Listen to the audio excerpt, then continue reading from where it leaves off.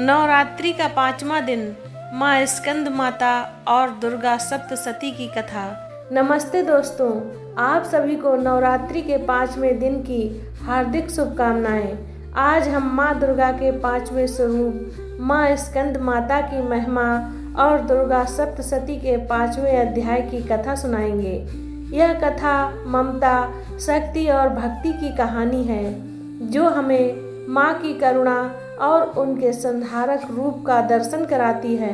तो चलिए माँ की इस पवित्र कथा में डूबते हैं और उनका आशीर्वाद लेते हैं। नवरात्रि का 5वां दिन माँ स्कंद माता को समर्पित है। माँ स्कंद माता भगवान कार्तिकेय की माता हैं। स्कंद यानी कार्तिकेय और माता यानी माँ। वे अपने पुत्र को गोद में लिए हुए हैं जो ममता और स्नेह का प्रतीक हैं। माँ के 4 हाथ हैं, एक हाथ में स्कंद को थामे हुए, दूसरे में कमल का फूल, तीसरे में वरद मुद्रा और चौथे में अभय मुद्रा।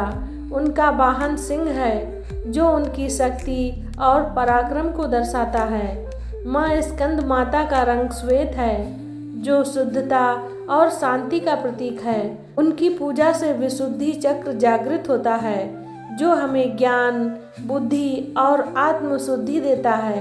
वे अपने भक्तों को संतान सुख और सुरक्षा प्रदान करती हैं। लेकिन आज की कथा हमें माँ की उस शक्ति से भी जोड़ेगी जो असुरों का नाश करती है।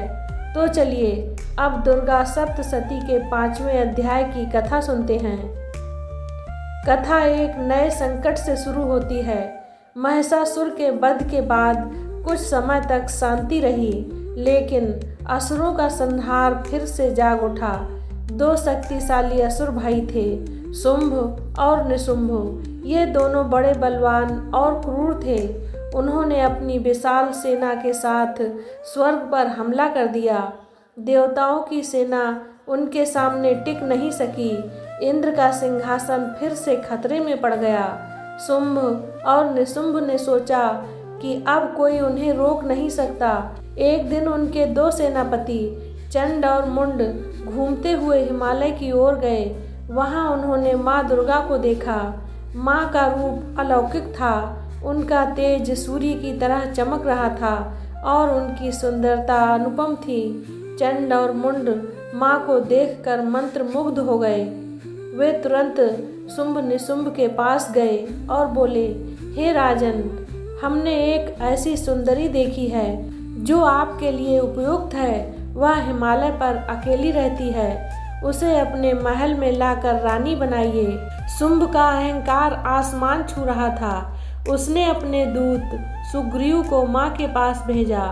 सुग्रीव माँ के सामने गया और घमंड से बोला, हे सुंदरी, मेरे स्वामी शुंभ तीनों लोकों के राजा हैं। वे तुम्हें अपनी रानी बनाना चाहते हैं। उनके पास अपार धन और शक्ति है। मेरे साथ चलो, वरना परिणाम अच्छा नहीं होगा।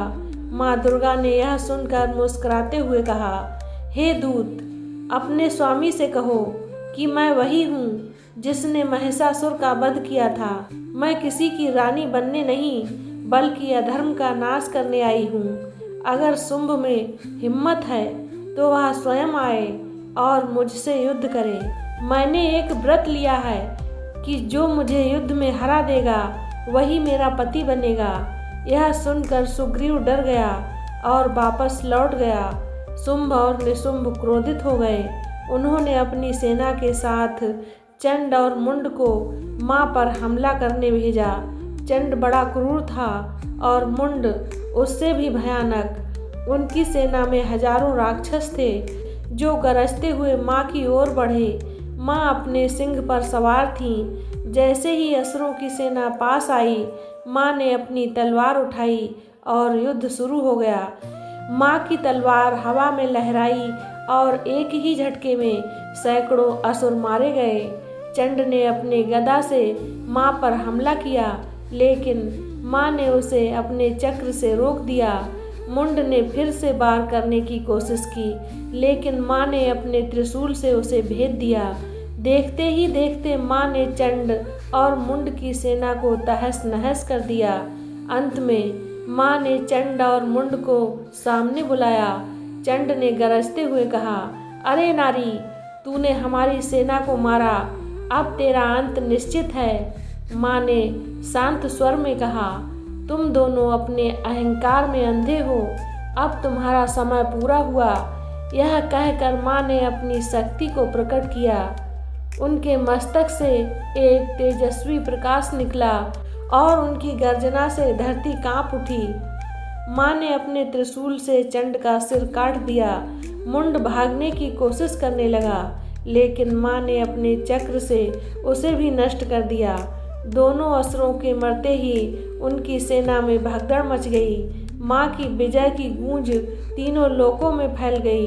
देवताओं ने यह देखकर माँ की जय जयकार की। वे बोले, हे माँ, आपने फिर से हमारी रक्षा की। चंड और मुंड जैसे दुष्टों का अंत करके आपने हमें भय से मुक्त किया। माँ ने कहा, यह तो अभी शुरुआत है, शुंभ और निशुंभ का अंत भी जल्द होगा। दोस्तों, यह कथा हमें माँ की ममता और शक्ति दोनों का दर्शन कराती है। जैसे माँ स्कंद माता अपने पुत्र स्कंद की रक्षा करती हैं, वैसे ही वे अपने भक्तों की भी रक्षा करती हैं। चंड और मुंड हमारे अंदर की नकारात्मकता और अहंकार के प्रतीक हैं। माँ हमें सिखाती हैं कि भक्ति और शुद्धता से हम इन बुराइयों पर विजय पा सकते हैं। तो दोस्तों, इस नवरात्रि के 5वें दिन माँ स्कंद माता से प्रार्थना करें कि वे आपको संतान सुख, शांति और बुद्धि दें। उनके आशीर्वाद से आपका जीवन प्रेम और शक्ति से भर जाएगा। तो मिलते हैं अगले अध्याय में। तब तक के लिए जय माता दी।